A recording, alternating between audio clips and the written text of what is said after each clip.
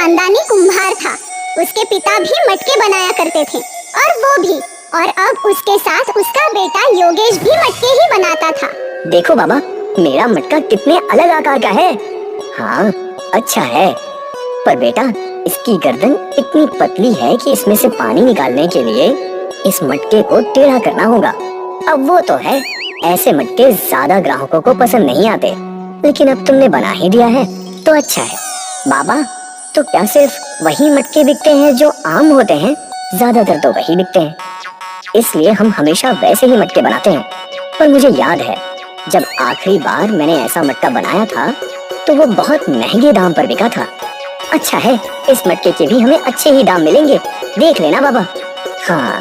तभी रुक्मिणी उन दोनों के लिए चाय लेकर आई। योगेश बेटा, मुझे लगता है तुझे शहर जाकर कोई और काम करना चाहिए। इस काम में रखा ही क्या है? तेरे बाबा जिंदगी भर यही करते रहे। देख हमारी हालत, पूरी जिंदगी गरीबी में काटनी पड़ी है। नहीं माँ, मुझे शहर वहर नहीं जाना, और तो और मुझे मिट्टी से चीज बनाना बहुत पसंद है। मैं कहीं नहीं जा रहा। देख बेटा, मेरा काम है तुझे समझाना। तू मेरी बात मान या ना मान, वो तेरी मर्जी। अच्छा ये सब छोड़ो रुक्मिणी, तुमने कहा था कि तुम योगेश की शादी की बात करने वाली हो अपने भाई से, उसका क्या हुआ? भैया तो राजी है हमें अपनी बेटी देने के लिए। तो देर किस बात की, बात आगे बढ़ाओ। वैसे भी मैं चाहता हूँ कि जल्द से जल्द योगेश की शादी हो जाए। ठीक है, तो मैं इस रविवार को सगाई की रस्म रखवाती हूँ। वाह, ये हुई ना बात। अपने शादी की बात सुनकर योगेश भी बहुत खुश था। रविवार के दिन सुरेश का घर फूलों से सजा हुआ था। घर में काफी मेहमान थे और फिर सुरेश ने आभा को अंगूठी पहनाई और उन दोनों की सगाई हो गई। सभी लोग बहुत खुश थे। फिर क्या था, अब से रुक्मिणी रोज योगेश को शहर जाकर काम करने के लिए दबाव डालने लगी। सुन बेटा, अब तेरी शादी होने वाली है, तुझ पर जिम्मेदारी बढ़ने वाली है, तेरी कमाई भी बढ़नी चाहिए। अगर तू यही मटके बनाते रहा तो ऐसे ही गरीब रहेगा। मेरी बात सुन, शहर जाकर कोई अच्छा काम ढूंढ ले। नहीं माँ, मैंने कहा ना मुझे शहर नहीं जाना, मैं यही खुश हूँ। रुक्मिणी का दबाव भी योगेश पर काम नहीं आ रहा था। योगेश को अपने काम से बहुत प्यार था। कुछ ही महीनों में योगेश और आभा की शादी हो गई और रुक्मिणी इस इंतजार में थी आभा के घर आते ही। बेटा, मैं तुम पर एक बहुत बड़ी जिम्मेदारी डाल रही हूँ। मेरा बेटा मेरी बात नहीं सुनता। उसके अच्छे भविष्य के लिए मैं चाहती हूँ कि वो शहर जाकर कोई काम करे, पर वो है कि वो यही रहना चाहता है। अब तुम ही उसे मना सकती हो। मैं कोशिश करूंगी माँ जी। फिर एक दिन योगेश अकेला मटके बना रहा था। आभा उसके पास आ गई। अरे आओ आओ, ये देखो कितना बढ़िया मटका है। हाँ, बहुत अच्छा है। क्या बात है, तुम्हें कुछ कहना है? मैं सोच रही थी कि कब तक आप ऐसे मटके बनाओगे? क्यों ना हम शहर जाकर कोई काम ढूंढे? नहीं आभा, मैं जानता हूँ कि ये सब मेरी माँ ने तुम्हें बोला होगा, पर मेरी बात अच्छे से समझ लो। मुझे मिट्टी का बर्तन बनाने का बहुत शौक है। मैं जिंदगी भर यही काम करना चाहता हूँ। मन मारकर अगर मैं शहर चला भी जाऊँ तो भी मैं खुश नहीं रहूँगा। योगेश की बातें सुनकर आभा स्तब्ध रह गई। उसके पास बोलने के लिए कुछ था ही नहीं। शाम को रुक्मिणी ने आभा से पूछा, क्या योगेश शहर जाने के लिए राजी हो गया? नहीं, और मुझे भी लगता है कि उन्हें यही रहना चाहिए। अब तू ये क्या बोल रही है? माँ जी, उन्हें मिट्टी के बर्तन बनाना बहुत पसंद है। वो मन मारकर शहर नहीं जाना चाहते, और यही सही भी है। 2 महीने गरीबी में रहेगी ना, तब समझेगी कि मैं क्यों शहर भेजने के पीछे लगी थी। माँ जी, आप बस चाहती है कि आपका बेटा अच्छा कमाए, तो वो जरूर होगा। उस दिन से आभा अपने पति के काम की सराहना करने लगी। ये मटका कितना अच्छा है। अच्छा है, पर बाबा बोलते हैं कि ऐसी लंबी गर्दन वाले मटके ज्यादा नहीं बिकते। बिकते हैं, मैंने ये मेले में देखे थे, शायद 300 रुपए के थे। इतना महंगा?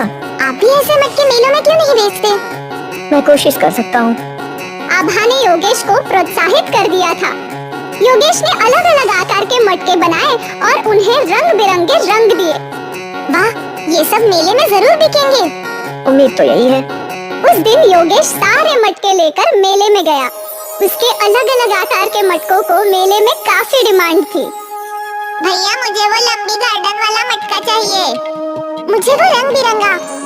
एक ही दिन में योगेश के सारे मटके बिक गए और उसकी आमदनी अच्छी खासी हो गई। योगेश घर आया और सारे पैसे अपने बाबा के हाथ में रख दिए। ये देखो बाबा, आज की कमाई। अरे ये तो बहुत ज्यादा है। मेले में बेचने का आइडिया आपकी बहू का था। जुग जुग जियो बहू, और हमेशा अपने पति का साथ देना, वरना कुछ औरतें होती हैं जो पति को सिर्फ शहर भेजना चाहती हैं। पास खड़ी रुक्मिणी सब सुन रही थी। आभा और योगेश बहुत खुश थे। उस रात योगेश को एक नया आइडिया आया। आभा, कोई मिट्टी का फ्रिज खरीदेगा क्या? मिट्टी का फ्रिज? मतलब मिट्टी की ऐसी अलमारी जिसमें सब्जियां, फल सब ताजे के ताजे रहें, जो बिना बिजली के चले। क्या आप ऐसा कुछ बना सकते हैं? हाँ। तो फिर देर किस बात की? ये आइडिया तो सुपर हिट हो जाएगा। मैं कल ही मिट्टी का फ्रिज बनाता हूँ। अगली सुबह ही योगेश ने मिट्टी का फ्रिज बनाना शुरू किया। अरे ये क्या बना रहा है? बाबा, ये मिट्टी का फ्रिज है। इसमें सब्जी, फल सब ताजे रहेंगे, वो भी बिना बिजली के। वाह, सुना था पहले के लोग जमीन में गाड़ के सब्जियां, फल ताजे रखते थे। सोचा नहीं था कि मिट्टी से ऐसा कुछ बन सकता है। हाँ, मैंने बहुत पहले सोचा था, पर कल की कमाई देखकर लग रहा है कि इस मिट्टी की फ्रिज को भी लोग खरीदेंगे। हाँ बिल्कुल, मैं भी तेरी मदद करता हूँ। फिर बाप बेटे ने मिलकर कई मिट्टी के फ्रिज बनाए। अगली सुबह दोनों उन मिट्टी के फ्रिज को मेले में ले गए। अरे भैया, वो क्या है? अलमारी जैसा। वो मिट्टी की फ्रिज है। इसमें आपकी सब्जियां और फल ताजे बने रहेंगे लंबे समय तक, वो भी बिना बिजली के। सच्ची? हाँ हाँ बिल्कुल। उस औरत ने एक मिट्टी का फ्रिज खरीद लिया।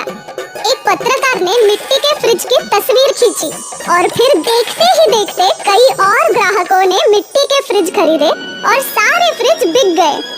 आज पहली बार सुरेश ने इतनी कमाई एक साथ देखी थी। वो लोग खुशी खुशी घर गए। देखो भाग्यवान, आज तुम्हारे बेटे की कितनी कमाई हुई है। बाप रे, ये तो कुछ भी नहीं है, अब तो पैसों की बारिश होगी। इसका मिट्टी का फ्रिज का आइडिया कमाल का है। लोगों ने हमें एडवांस दिया है मिट्टी की फ्रिज बनाने के लिए। वाह योगेश, माफ करना बेटा, मैं ही गलत थी। मुझे लगता था कि इस काम में तू कभी खुश नहीं रहेगा, इसलिए हमेशा तुझ पर शहर जाने का दबाव डालती थी। फिर रुक्मिणी आभा के पास गई। बेटा, ये सब जो हो रहा है वो तेरी वजह से है। तेरे प्रोत्साहन की वजह से आज योगेश ने ये सफलता हासिल की है। काश तेरी तरह मैंने भी इनका साथ दिया होता, तो अब तक हमारे हालात बदल चुके होते। मम्मी जी, आप ऐसी बातें मत कीजिए। अब सब कुछ ठीक हो गया है। अभी तो हमारी खुशियों के दिन आए हैं और आप पिछली बातों को याद कर रही हैं। जाने दीजिए, अब से सब सही होगा। सही नहीं, सब अच्छा होगा, बहुत अच्छा। मिट्टी का फ्रिज खरीदने के लिए सुरेश के घर के बाहर लाइन लगने लगी। उनकी आमदनी कई गुना बढ़ गई थी। सुरेश ने अपने घर की मरम्मत भी करवा ली थी और अब इस परिवार के पास हर सुख सुविधा थी। और ये सब बस मिट्टी के फ्रिज की आइडिया की वजह से हुआ।